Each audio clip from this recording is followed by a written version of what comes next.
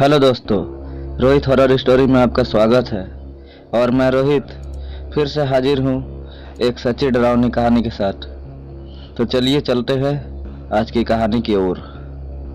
मेरे मामा जी की लड़की की शादी थी। शादी गांव में थी।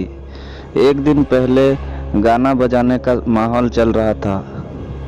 मेरे भाई मामा के लड़के के कुछ दोस्त भी आ रहे थे। उनकी पड़ोसी की घर के छत पर पीने पिलाने की दावत चल रही थी। भाई ने मुझे पैसे दिए और अपने एक दोस्त के साथ मीट लेने भेज दिया। मामा के घर पर मांसाहारी खाने की पाबंदी थी, इसलिए हमें ये काम चोरी छुपे करना था। हम दोनों बाइक पर सवार होकर निकल पड़े। सड़क बिल्कुल सुनसान थी। वह बाइक की लाइट के अलावा और कोई भी रोशनी नहीं दिख रही थी। हम बाजार पहुंच गए और वहां से मीट खरीदा। फिर वापस आते समय घर से करीब 1 किलोमीटर पहले हमारी बाइक रुक गई। काफ़ी कोशिश करने के बावजूद भी बाइक स्टार्ट नहीं हुई। हम खींच खींच के बाइक को ले जा रहे थे। कुछ ही दूरी पर हमें एक बूढ़ा आदमी दिखा। वह हमारे पास आया और कहने लगा, मुझे मीट दो।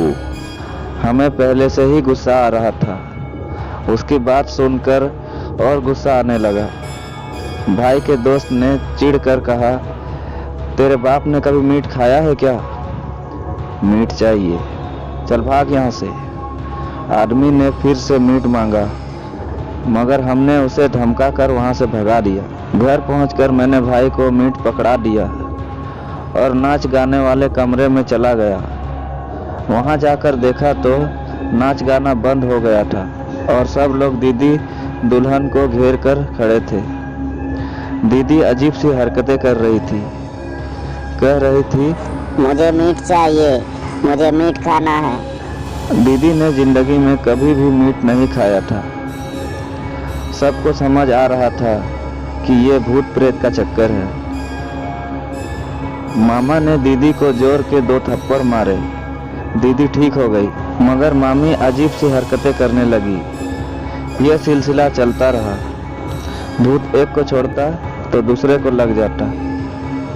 सब भूत को समझाने लगे, पर भूत ने बताया कि इस घर के कुछ लोगों ने मीट मंगवाया है और मेरे मांगने पर मुझे नहीं दिया। ये सुनकर कुछ कुछ बात मेरे समझ में आने लगी। मैं भागकर भाई के पास गया और रास्ते पर हुई घटना के बारे में बताया। भाई ने वहां से मीट का एक टुकड़ा उठाया और चल दिया। उस समय भूत दीदी पर लगा हुआ था। भाई ने मीट का टुकड़ा दीदी के मुंह में डाल दिया। तब जाकर दीदी शांत हुई। थोड़ी देर बाद हम सब सामान्य हो गए और सब अपने अपने काम में लग गए, मगर मामा थोड़े गुस्से में लग रहे थे। शायद वह भाई पर गुस्सा थे। शादी बड़ी धूमधाम से हुई और आज मेरी दीदी पूरी तरह ठीक है। तो दोस्तों, ये थी आज की कहानी। अगर कहानी अच्छी लगी हो तो वीडियो को एक लाइक कीजिए, अपने दोस्तों के साथ शेयर कीजिए और इसी तरह की और नई नई डरावनी कहानियाँ सुनने के लिए हमारे चैनल को सब्सक्राइब करके बेल आइकन को ऑल पर कर लीजिए। तो चलिए मिलते हैं आपसे किसी और नई कहानी के साथ। तब तक के लिए अपना ख्याल रखिएगा। Bye and take care.